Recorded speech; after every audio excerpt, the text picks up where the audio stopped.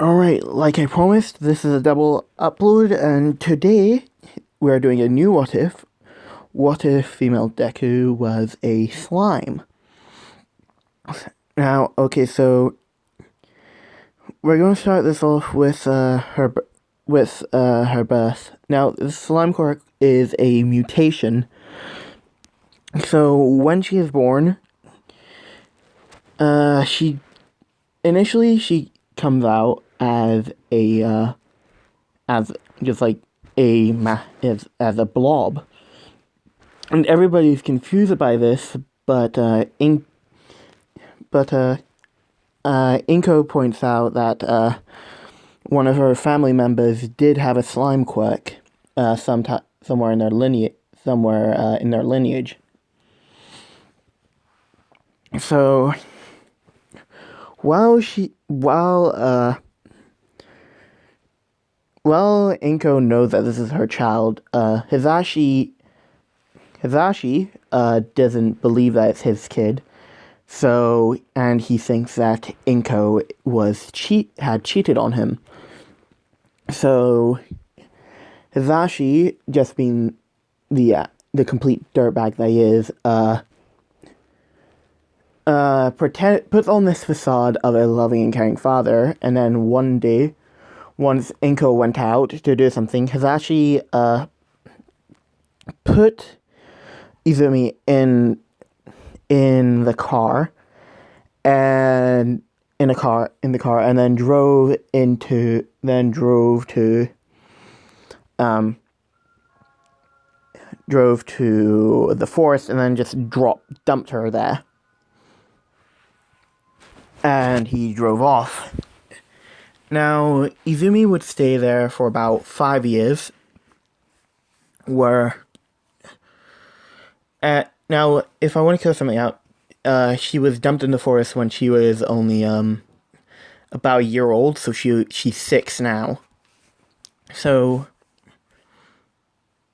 she has gotten a good handle of her quirk, and she is currently hunting for some animals for food. Now, the pro heroes have gotten reports of somebody with what appears to be a slime-like quirk in the forest.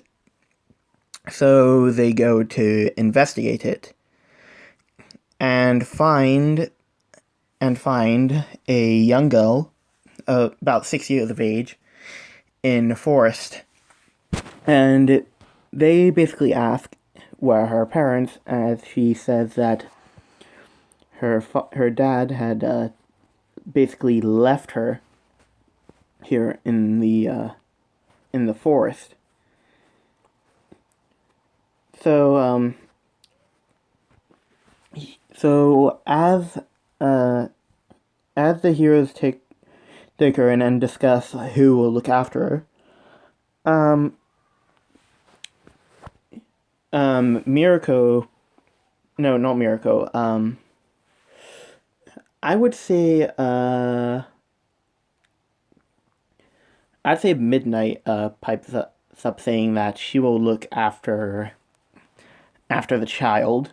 Now, Yue, like in the Chilicerate what if that I did a while ago, and that is now on pause, will be a college. So she will be 18 years old by the time she goes to UA. So a couple of years go by, and she's now 16 years of age. And as she's walking around with Midnight, looking for some stuff to get. Now, she looks like this at 16, and due to her slime cook basically giving her immortality, she will look like this for as long as she wants. She's going around with Midnight, picking some stuff up, when a villain attacks, and I'm going to say this is going to be the sludge villain. The sludge villain attacks, and as we all know, Bakugo gets this person that is caught by the sludge villain as being held hostage, is Katsuki Bakugo. So while the pro heroes are doing nothing, Midnight's quirk doesn't really affect the sludge villain. So Izumi charges in and goes to try and rescue Bakugo with her basically succeeding in rescuing Bakugo and beating the sludge villain. But she is reprimanded by the pro heroes that were on site, and Midnight wasn't one of the pro heroes that was reprimanding her. She was reprimanded by the pro heroes for being very risky, and like in canon, Bakugo was praised as Izumi goes back to where Midnight was and picks up the bags that they were carrying as they then walk home. And now at this point, Midnight is currently a teacher at UA, so she's currently teaching other classes. So in this one, she is about as in this one, Izumi is about as smart as Momo. So she is quite smart in that category. Now, we'll fast forward to another couple of years where she is now 18 years old. And this is when before the entrance exams to UA starts, so about, I'd say, it'll be about 10 months away. And during that time, Izumi has been training and learning during that amount of time. And she's been training with Midnight mostly, and she actually basically picked up on Midnight's fighting style. And once the entrance exams comes by, she basically She basically gets ties first with Momo in the written portion of the entrance exam, and when the physical portion comes around, she gets around 68 points when the 0-pointer rolls around. And when that happens, she notices a brown-haired girl who's trapped under the rubble as she goes to rescue her. And as she's currently lifting up the rubble, the 0-pointer is about to grab them when she basically throws Uraraka out of the way as 0-pointer's hand basically crashes down onto her. But when that happens, 0-pointer's arm begins to come apart due to her moving segments of her body into the 0-pointer, where the 0-pointer's joints are, and basically undoing those joints.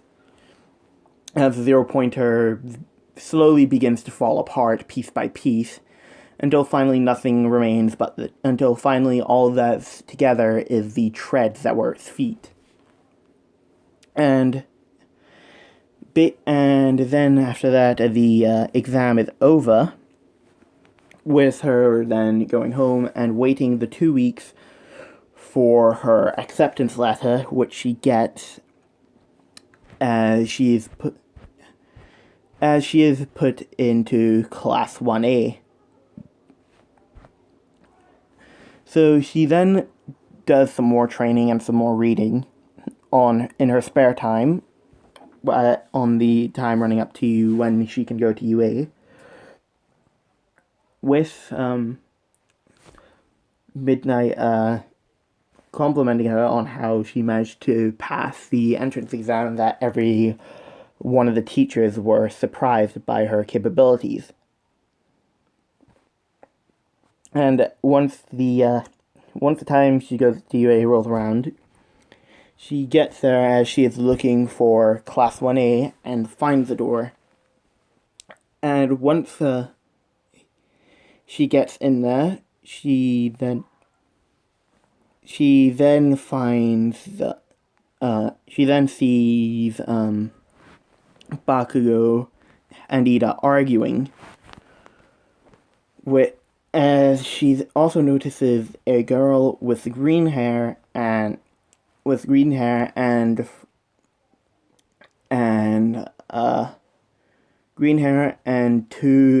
large green eyes. And in case you didn't know, as I said in the last one with the Chilicerit what if, the ship will be whatever one it didn't land on, and since it didn't land on Sue, the ship for this series is going to be Sue. Suyasui. So, once that happens, Aizawa comes from behind and states, it took you 10 minutes for all of you to shut up. This is not good for Hero Corps students. As once Aizawa finishes that, he then pulls out the gym uniforms and says, put these on and head to the testing grounds. And Izumi basically grabs the gym uniform and heads down to the changing rooms. And once all the girls get down there, they don't really notice any of the essential parts on the female body. Now, as I said, she does look like she does in the picture, but she doesn't have the essential parts on a woman body. As they point this out, as Izumi explains that she can have them, but she prefers not to have them on because it doesn't really take a lot of energy. It's just that she doesn't really like to have them on when she is out in public, just in case. So after they all got changed, now in this one, Menez still tries to peek through the hole, and Jiro still hits them in the eye. And everybody thanks Jiro. And everybody basically gets out to the testing grounds, as Aizawa then hands the ball to Izumi and says, you got first place on the entrance exam, how far could you throw the ball in middle school? And she basically says about 200 meters. And Aizawa says, throw it this time, but using your quirk. As she then begins to spin, she then grabs it, and as she begins to spin around, she also stretches her arm out as she's gaining more and more momentum. As when she finally throws it, she gets around 10,000 meters. And once Bakugo hears this, he is immediately enraged and charges towards Izumi. And before Aizawa could do anything, he manages to blow off Izumi's arm as she screams out, jokingly screams out in pain and starts to panic, as everybody else begins to panic, and she just says, kidding, in like a very cheerful tone, as she then regrows her arm. Very quickly, might I add. And everybody was just incredibly shocked at her capabilities of what she can do. So, after all the tests are done, now in this one, unlike all my other ones, Izumi's not going to be too overpowered, so she gets about 5th on the leaderboard, and the last person in last place is Coda. Since I can Coda. Sorry if any of you are Coda fans, but I'm gonna have to do this to the soft boy. But don't worry, Mineta is not safe whatsoever. Don't worry about that. He's never safe. So, after all that, as they're going home, Sue goes up and begins talking to Izumi as Izumi asked her if she wants to hang out sometime, as Sue says, without any hesitation, sure.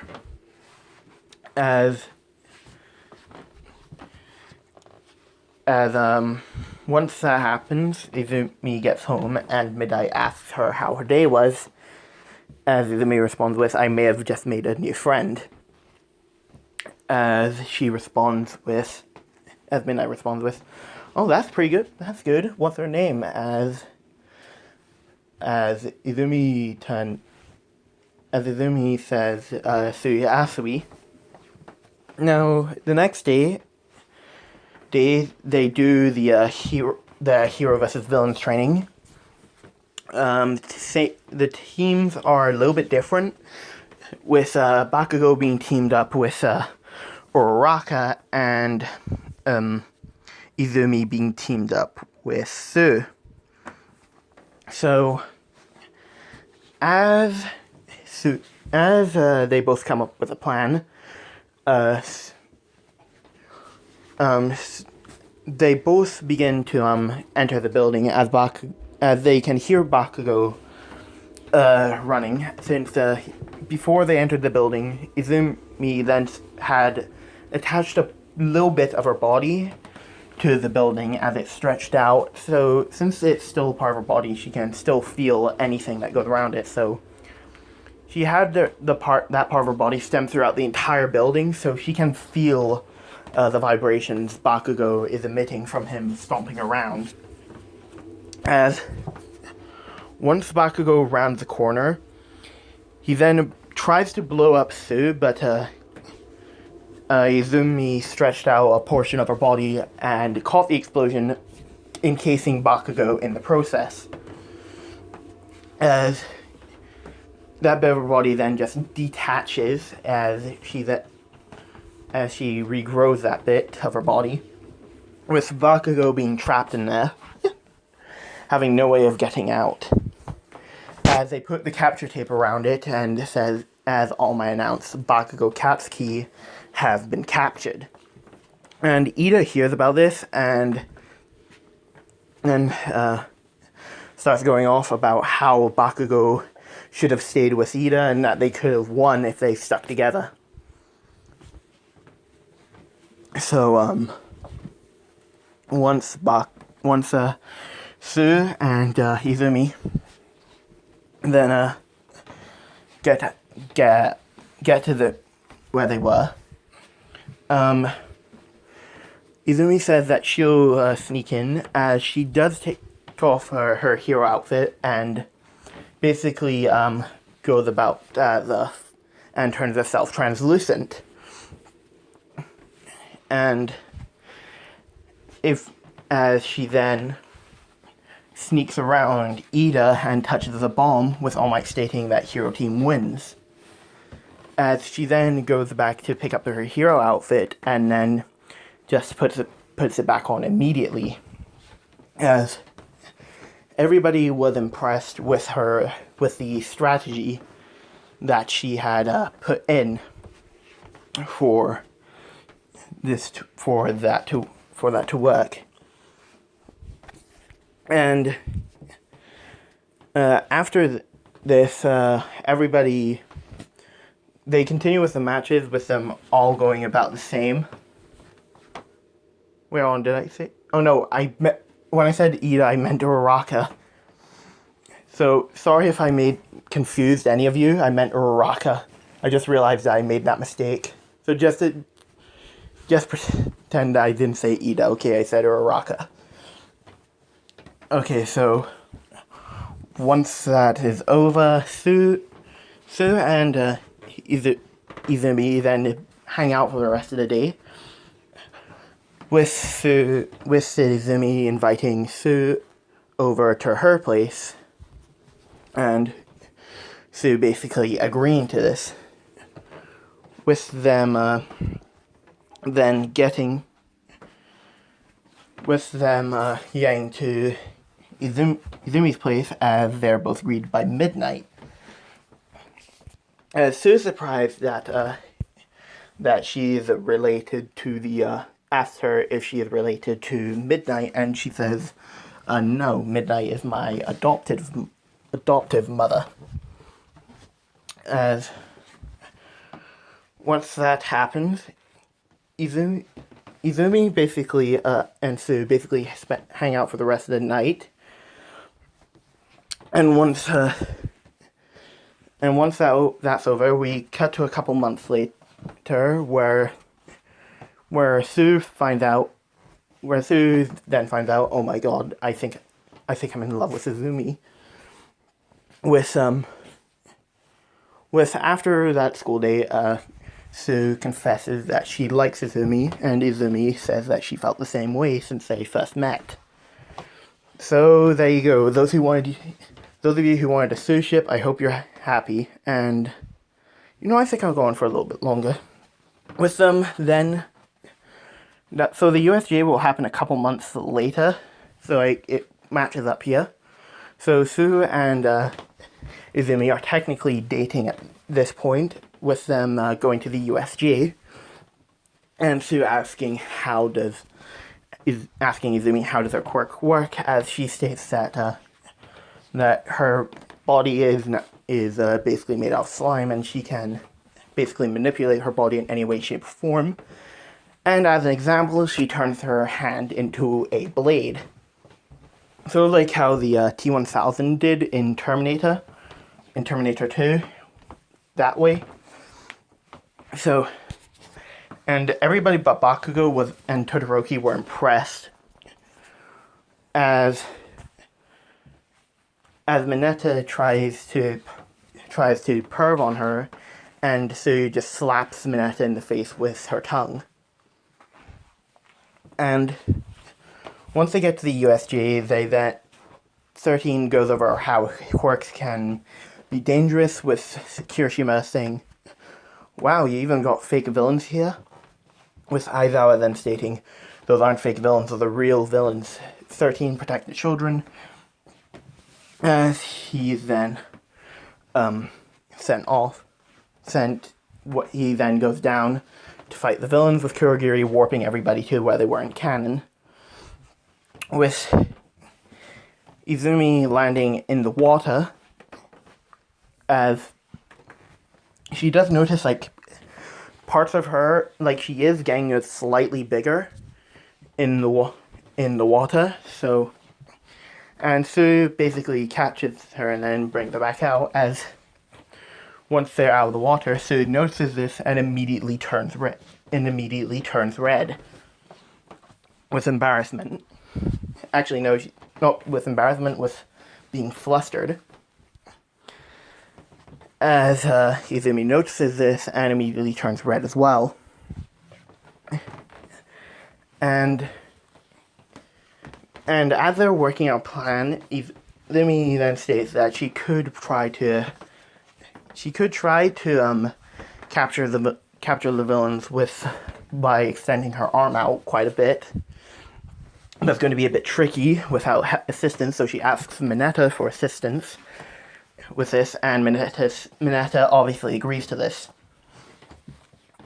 And as they're doing this, the villains are currently trying to sink the boat, and Izumi basically grabs all of them and then pulls them all together into one area, with Mineta then throwing his sticky balls onto them, basically putting them in the same orb that they were in canon. And they then get to shore. Get to the shoreline, where Aizawa is currently being beaten down by the Nomu.